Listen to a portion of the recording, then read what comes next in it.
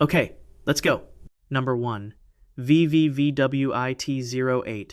The year is 2021. You're part of a University of Cambridge-led team combing through more than a decade of infrared survey data from the VVV project, a systematic scan of the crowded heart of the Milky Way. Most stars in this dataset behave the way stars are supposed to: steady, predictable, worth a passing note at most. One doesn't. Its brightness chart looks like a heartbeat that stops, holds still for months, and then eventually resumes. The star is catalogued as VVVWIT08, and what the data shows is almost too extreme to process at first glance. Its light drops to roughly a 30th of its normal brightness before slowly climbing back, an eclipse so deep and so long that no known planet, no ordinary binary companion, comes close to explaining it. Whatever is passing in front of this star has to be enormous, a body or a disk of material on a scale larger than the star itself, or comparable to it, blocking that much light for that long. Here's where it gets strange. Astronomers have identified only a small handful of stars anywhere in the galaxy that behave this way: deep, extended, multi-year eclipses with no confirmed source. The most famous comparable case, a star known for similarly deep, unexplained dimming, drew years of dedicated study without ever producing a directly imaged cause either. The leading explanation for VVVWIT08 is an unseen companion, likely a smaller, dimmer star or a substellar object, wrapped in an enormous disk of orbiting debris, thick enough to blot out most of the light passing through it. But nobody has directly detected that companion. Every version of the explanation is inferred entirely from the shadow it casts, the same way an unseen planet at the edge of our own solar system is inferred from its gravity rather than its light. Something massive enough to eclipse a star for the better part of a year is, itself, invisible. The dimming period for VVVWIT08 is only loosely constrained, estimated at somewhere over a decade between events, which means confirming the pattern at all requires patience measured in careers, not observing seasons. Researchers won't know if the current model is even correct until the next eclipse actually happens on schedule, whenever that turns out to be. Archival data going back through earlier surveys had to be manually re-examined just to confirm this wasn't a single one-time event. And even with that additional baseline, the full shape of the cycle remains an estimate rather than a confirmed period. What could physically be large enough to block that much of a star's light and still leave no direct trace of its own? Why are events this extreme, this rare, clustered in so few known cases across the entire surveyed galaxy, out of the many millions of stars the same survey has already catalogued? And if something can hide behind a star's own light for years at a time, what does that say about how much else, closer to home, might be sitting just outside what our instruments are built to notice? Something enormous swept in front of that star and stayed there, and nobody has seen it, only the space where its shadow was. Number 2. PSRB. 1919 plus 21. The year is 1967. You're Jocelyn Bell Burnell, a graduate student at Cambridge University, poring over roughly 96 feet of chart paper a day, produced by a radio telescope you helped build by hand, hunting for a phenomenon called scintillation.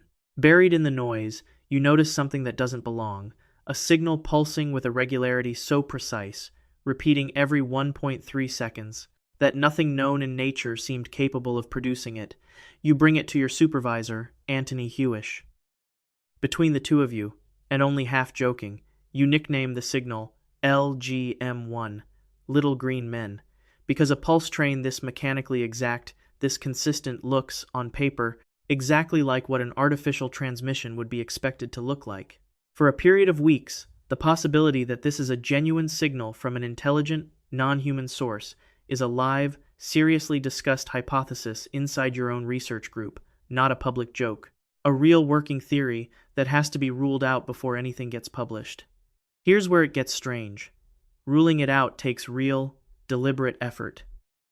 You have to eliminate terrestrial interference, satellite signals, equipment malfunction, one explanation at a time, methodically, while telling almost no one outside your small team what you've found, because going public with an unconfirmed signal this strange before ruling out an artificial origin risks a level of public and professional reaction neither of you is prepared to manage.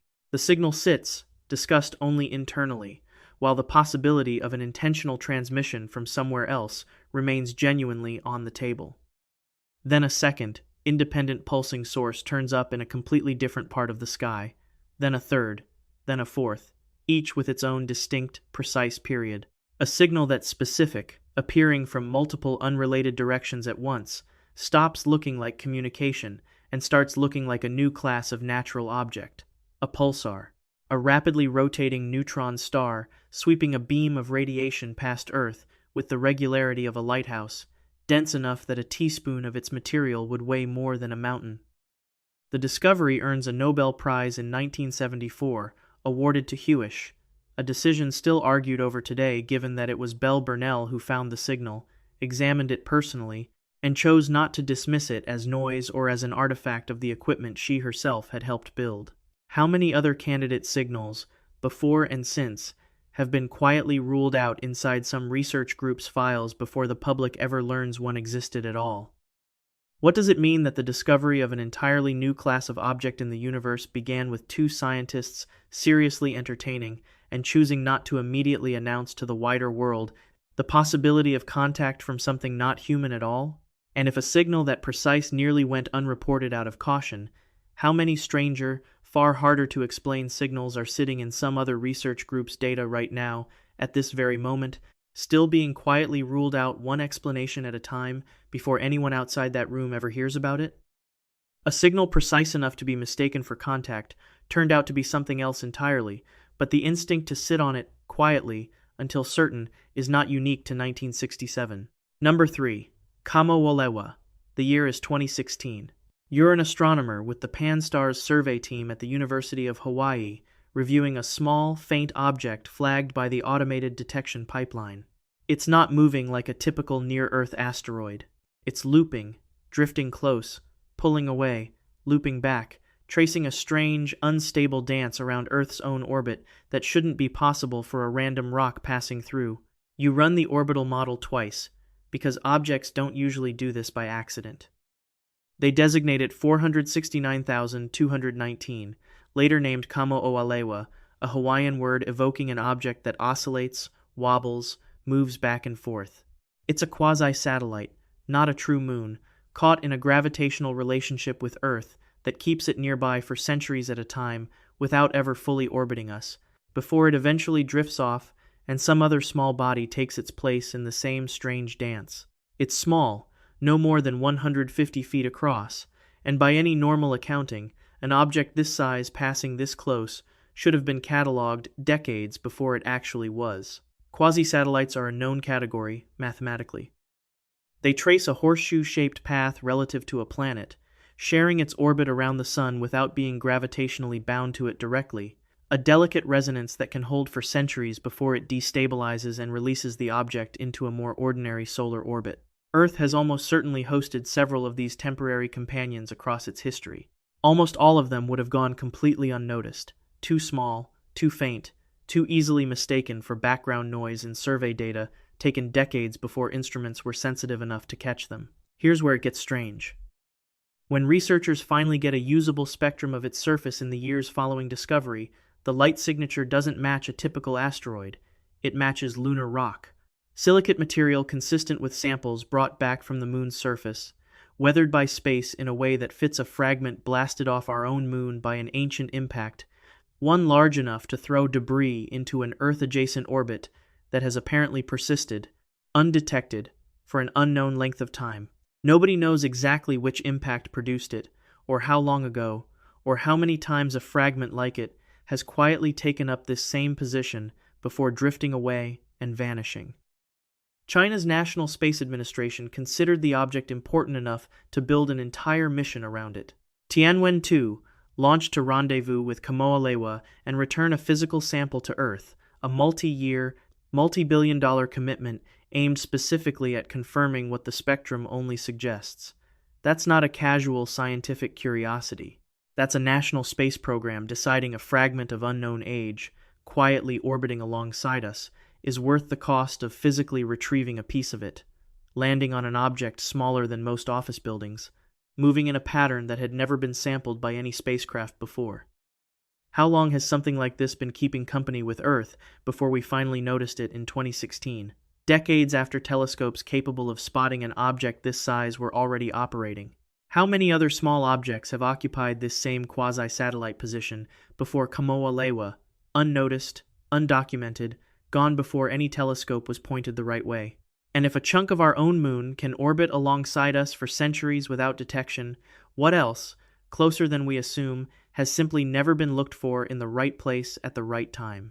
Something has been shadowing Earth's path this whole time. It is not the only object nearby whose numbers should worry us more than they seem to. Number 4, 2015 TG 387, the Goblin. The year is 2018. You're Scott Shepard, an astronomer with the Carnegie Institution for Science, announcing the confirmation of an object first captured in survey data 3 years earlier. It took that long to be certain the point of light wasn't a fluke, because the object moves so slowly and appears so rarely in any useful position that confirming its orbit meant waiting years just to see it shift enough to calculate a path. The object is designated 2015 TG 387. Researchers nickname it the Goblin, both for the timing of its announcement near Halloween and for the way it seems to lurk at the edge of what our instruments can reach at all. Its orbit takes an estimated 40,000 years to complete a single loop around the Sun. At its closest approach, it never comes nearer than well beyond Neptune's orbit, and at its farthest, it drifts out to a distance measured in the hundreds of astronomical units, far past where sunlight carries any meaningful warmth. For the overwhelming majority of that 40,000-year loop, it is far too distant and far too faint for any telescope on Earth to see it at all. Here's where it gets strange. The Goblin isn't alone in its strangeness. Its extreme, elongated orbit clusters, in orientation, with Sedna and a small number of other extreme trans-Neptunian objects discovered in the years before it, all of them sharing a similar alignment that shouldn't occur by chance in a population of independently formed bodies. Each new extreme object discovered adds one more data point to that same cluster, rather than breaking the pattern, which is exactly what makes it hard to dismiss as coincidence. That clustering is the same evidence researchers have used to argue for the existence of an unseen massive planet far beyond Neptune, its gravity organizing these distant orbits into a shared pattern from a position we still haven't been able to directly observe. What makes the Goblin especially unsettling is the math of its own visibility. We caught it during the narrow window, likely just a handful of years out of 40,000, when it happened to be close enough to detect at all. Shepard's team has been explicit that the survey work behind this discovery was itself designed specifically to hunt for objects like it, meaning even a dedicated, well-funded search still only turns up a handful every few years. That means for every object like it that we have found, a comparable number, or more, are almost certainly out there right now, at the far end of their own multi-thousand-year loops, completely undetectable, waiting decades or centuries for their own brief window to pass close enough to notice. How many more objects like the Goblin are out there, right now, simply too far into their own orbits for any telescope to catch? What is actually organizing this cluster of extreme, elongated orbits into the same alignment, and why has it evaded direct detection for as long as astronomers have been looking? And if confirming a single object like this took 3 years just to be sure of its path, how much of the outer solar system's actual population remains, by simple mathematical necessity, invisible to us at any given moment? The Goblin only shows itself once every 40,000 years. It is not the only object keeping that kind of schedule. Number 5, 2003 EH1. The year is 1490. You're a court astronomer in Ming Dynasty, China, part of an institution whose entire job is to record what happens in the sky. Because the sky is taken seriously as a matter of state, treated as a direct signal of heavenly favor or warning tied to the fate of the ruling dynasty itself.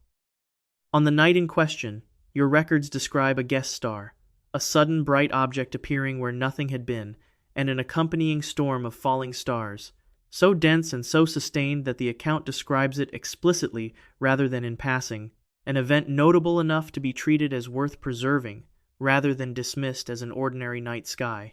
You write it down, precisely, the way your office has recorded celestial events for centuries, without knowing that this specific entry will still be read and argued over more than 500 years later. The year is 2003. Modern astronomers identify an object, designated 2003 EH1, whose orbit matches, with striking precision, the debris stream responsible for the quadrantid meteor shower, one of the most intense annual meteor displays Earth passes through every year in early January. When researchers model the object's orbital history backward, the timing and geometry line up with a breakup event consistent with what the 1490 Chinese record describes, a comet or comet-like body fragmenting violently enough to be witnessed and documented in real time by people who had no way of knowing what they were actually watching. Here's where it gets strange. 2003 EH1 itself resists clean classification. Its orbit and reflectivity sit ambiguously between a rocky asteroid and a comet that has lost essentially all of its volatile material, an extinct or dormant comet. The kind of object that used to actively vent gas and dust and, at some point, largely stopped, possibly during the exact breakup event a Ming court astronomer happened to be watching the sky for. Earth crosses this same debris stream every single year, without exception, producing the quadrantids as a routine, expected event, one of the sharpest, shortest peaking meteor showers of the year, its most intense activity often compressed into just a few hours, rather than spread across a full night, like most other annual showers. Routine doesn't mean harmless. Meteor showers are, by definition, evidence of a debris field Earth physically passes through, made of fragments from a parent body whose exact structure, size, and remaining mass are still not fully resolved more than 2 decades after the connection to 1490 was proposed. Why does an object's classification remain unsettled 20 years after it was directly linked to a specific, dated, historically witnessed breakup when other extinct comets identified around the same time have been more cleanly categorized? What else was in that debris field beyond the fragments producing a meteor shower we've simply gotten used to? And if a 500-year-old written record can be matched this precisely to a modern orbital calculation, what does it mean that we still can't say for certain what 2003 EH1 actually is, only what it once did? Something broke apart in the sky over China in 1490, was written down by hand, and Earth has been flying through the wreckage every January since. Number 6. 2060 Chiron. The year is 1977. You're Charles Kowal, an astronomer at Palomar Observatory in California, reviewing photographic plates and finding an object moving in the gap between Saturn and Uranus, a region so sparsely populated that finding anything there at all is unusual. You designate it 2060 Chiron, the first confirmed member of an entirely new class of object, a centaur, neither a true asteroid nor a true comet, crossing the orbits of giant planets on a path unlike anything else catalogued at the time. 11 years later, in 1988, astronomers watching Chiron pass in front of a distant star noticed something that shouldn't be there for an object its size. A coma, a faint cloud of gas and dust, the unmistakable signature of cometary activity. Chiron was supposed to be an inert rock. It behaves like a comet instead, venting material at a distance from the sun where classical models say that shouldn't happen at all. Here's where it gets strange. In 2011, a stellar occultation, watching Chiron pass directly in front of a background star from multiple observing stations at once, produces data consistent with a ring system encircling it. Rings, the kind of feature associated with giant planets, apparently present around an object barely 130 miles across. The technique itself, timing exactly how long the star's light dims and by how much from several locations at once, is the same method used to confirm rings around distant icy bodies elsewhere in the outer solar system, which is part of why researchers took the results seriously rather than dismissing it as an instrumental fluke. If confirmed, Chiron would be one of the smallest bodies in the solar system ever found with rings, a structure nobody expected and still can't fully explain the origin or stability of at that scale. And Chiron's orbit itself refuses to sit still. Crossing the paths of both Saturn and Uranus repeatedly means its trajectory is chaotically unstable, meaning that even with precise modern tracking, its exact path more than a few million years into the future cannot be reliably calculated. Small differences in starting conditions, differences too small for any telescope to currently measure, compound over those repeated planetary encounters until the predicted paths diverge completely from each other.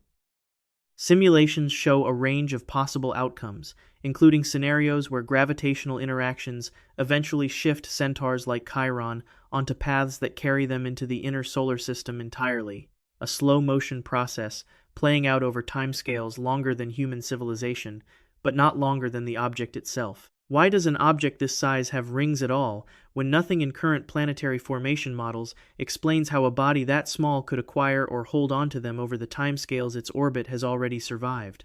Why is it venting gas like a comet at a distance from the Sun, where that shouldn't be physically possible?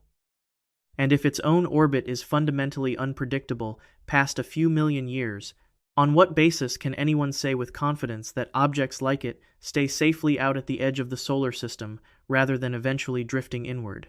Chiron has been rewriting what a centaur is allowed to do since the moment it was found, and its future path is, by the math itself, not fully known. Number 7. 2. E. Borisov. The year is 2019. You're Gennady Borisov, an amateur astronomer in Crimea, using a telescope you built yourself, grinding the mirror by hand, to scan the sky the way you have almost every clear night for years. You catch a faint, fast-moving smudge that professional survey telescopes, with all their funding and automation, haven't flagged yet. You report it. Within days, professional observatories confirm what your homemade instrument found first. The object's trajectory is hyperbolic, too fast and too sharply curved to be bound to our sun. It came from outside the solar system entirely, only the second such object ever confirmed, after Oumuamua 2 years earlier. They designate it 2I Borisov. Unlike the first interstellar visitor, Oumuamua, which had no visible tail, no coma, and a shape so strange it fueled genuine debate about an artificial origin, this one looks and behaves like an ordinary comet, complete with a visible tail and coma. That should make it easier to explain. It doesn't. Here's where it gets strange. When astronomers analyze the gas coming off 2I Borisov as it nears the Sun, they find carbon monoxide in concentrations far higher, in some measurements over 20 times higher, than typical solar system comets ever show. That specific chemistry points to formation in an environment far colder and far more extreme than anything in our own solar system's history. A comet built somewhere with conditions unlike the neighborhood that produced every other comet ever studied up close.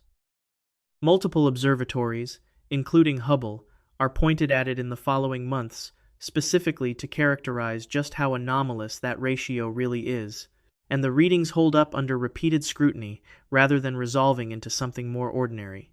Then, as it approaches the Sun, it does something else unexpected.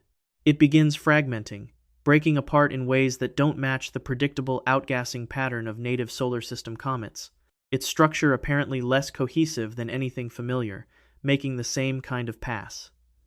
No spacecraft was ever positioned to intercept it.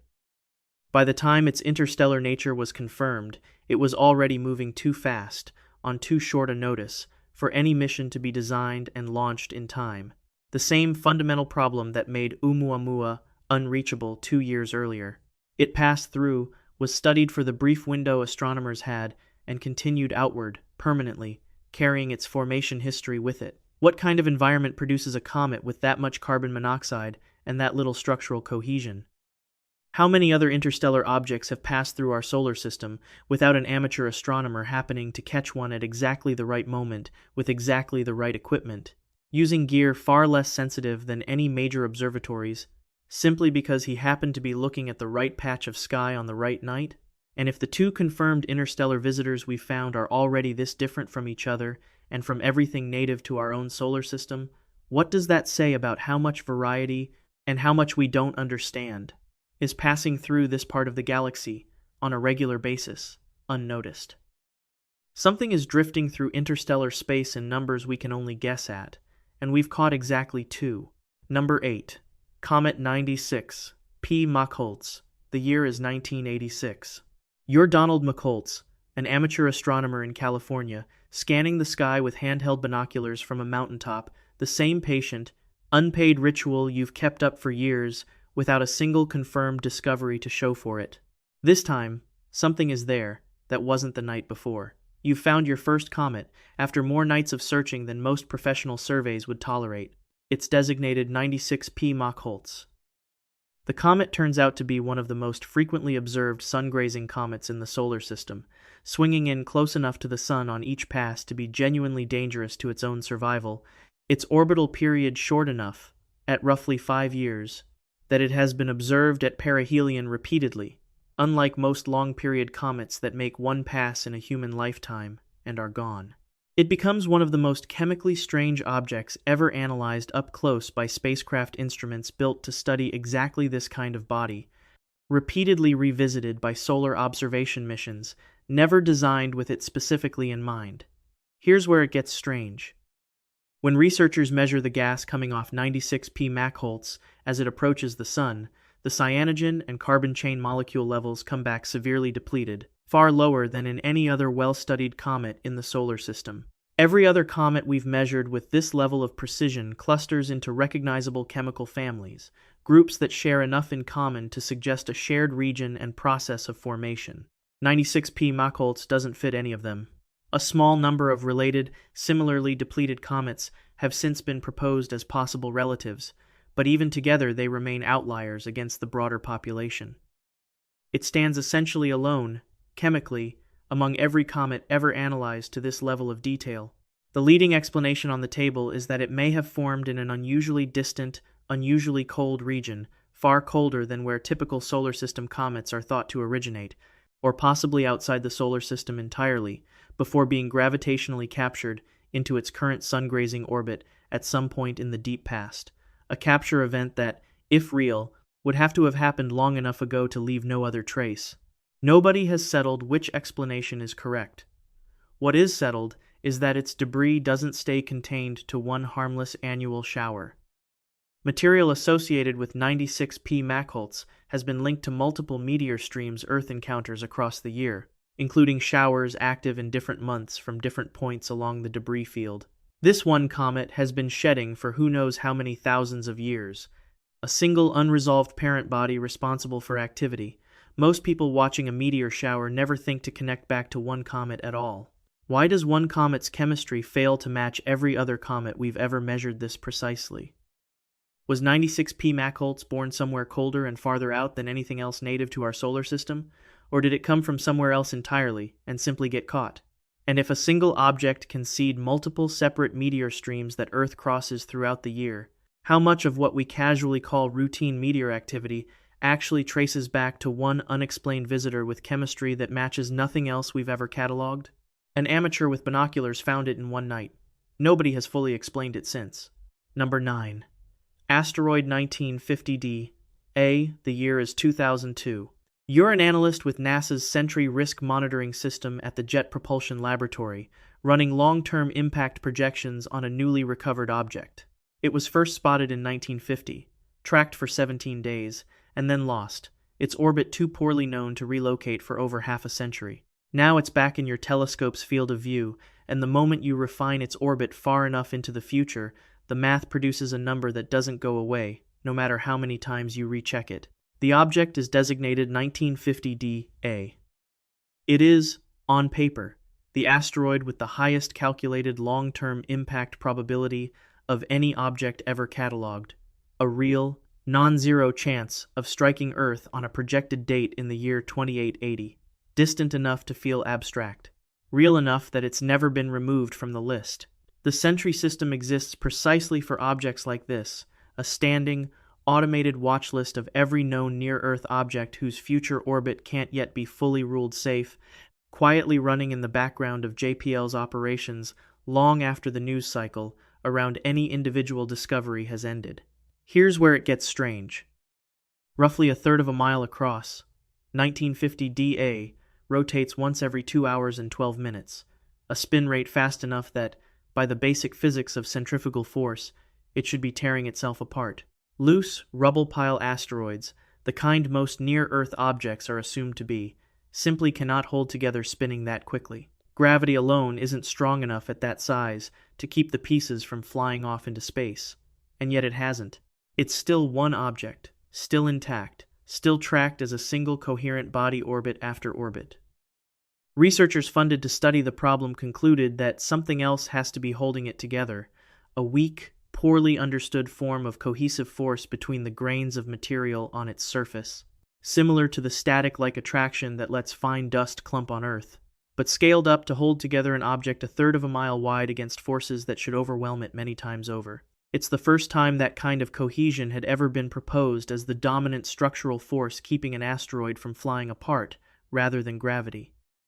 Every other rubble pile asteroid studied in similar detail relies on self-gravity alone, and none of them spin anywhere near this fast, which makes 1950D less a confirmation of the theory than the single, isolated case that forced researchers to propose it in the first place. Why is the object with the single highest long-term impact probability of any asteroid on record also one of the least publicly discussed near-Earth objects tracked by any space agency? Even as new refinements to its orbit are published in specialist journals, almost nobody outside the field reads. What is actually holding 1950Da's structure together against physics that should have scattered it centuries ago? And if the forces keeping this specific rock intact are still only partially understood, how confident should anyone be in the 2880 projection that assumes we understand its structure and trajectory well enough to rule out an earlier date entirely? Something spinning too fast to exist is still out there, intact, on a calendar that already has a year written on it. Number 10. New Horizons and the Kuiper Belt Dust Anomaly. The year is 2018. You're a mission scientist on the New Horizons team, reviewing data from the spacecraft's student dust counter as it continues outward, years past its historic Pluto flyby, deeper into the Kuiper Belt than any spacecraft has traveled before. The instrument is simple in concept, a panel that registers the faint impact of individual dust grains striking the spacecraft as it moves. Simple instruments still produce data nobody predicted. The impact rate the counter is registering, this far from the Sun, is significantly higher than the leading models of the Kuiper Belt structure predicted it should be at this distance. Those models were built on decades of telescope observations of the belt's larger, visible objects, extrapolated downward to estimate how much fine dust should be drifting between them. A chain of assumptions that had never actually been tested this far out before New Horizons made the trip. The extrapolation and the actual instrument readings do not agree, and the gap isn't small enough to dismiss as measurement noise, holding steady across repeated measurements taken as the spacecraft continues to put distance behind it. Here's where it gets strange. There are only two categories of explanation that fit the data, and neither one is settled. Either the Kuiper Belt itself extends much farther out than current models assume, a fundamentally larger structure than the one used in nearly every textbook description of our solar system's outer edge, or there's an active, ongoing source out there, collisions, a population of undiscovered smaller bodies grinding against each other, or something else entirely, continuously generating dust at a rate nobody accounted for. Neither explanation is a small correction. One means the solar system's outer boundary is simply bigger than every diagram currently shows it. The other means something is actively manufacturing material, right now, in a region assumed to be quiet and mostly empty. Published analyses in the years following the initial readings haven't resolved which explanation is correct. The spacecraft just keeps flying through more of it than expected, mission after mission update. New Horizons is still transmitting, still moving outward, still registering impacts at a rate the mission's own founding models didn't anticipate for this stretch of its journey. Well over a decade after launch, long past the point anyone expected, it would still be delivering surprises this fundamental. It's a machine we built, doing exactly what we designed it to do, and the numbers coming back describe a region of our own solar system that doesn't match the map we thought we had of it. Is the Kuiper Belt simply larger than every current model assumes, extending into territory we haven't accounted for in any existing survey?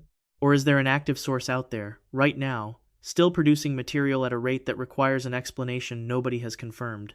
And if a single, simple instrument, built decades ago for a Pluto flyby, is still returning numbers this far outside prediction, what does that say about how well we actually understand the structure of our own solar system's outer edge? Something out past Pluto is making more dust than it should, and the spacecraft flying through it hasn't stopped finding more. Every object on this list moves in ways that outrun the models built to explain it. A star that vanishes behind something we can't see, a signal so precise its own discoverers considered it might not be natural at all, a companion mistaken for empty space, a rock spinning by forces we don't fully understand, and a spacecraft still finding more out past Pluto than anyone predicted it would. The pattern isn't that space is empty and quiet. It's that the things moving through it keep arriving ahead of our ability to explain them, and the people closest to the data keep needing time, sometimes years, sometimes centuries, before they're willing to say so out loud. If you want to keep tracking what's actually moving out there, subscribe. Leave a comment with which of these 10 discoveries unsettles you the most, and tell us where you're watching from.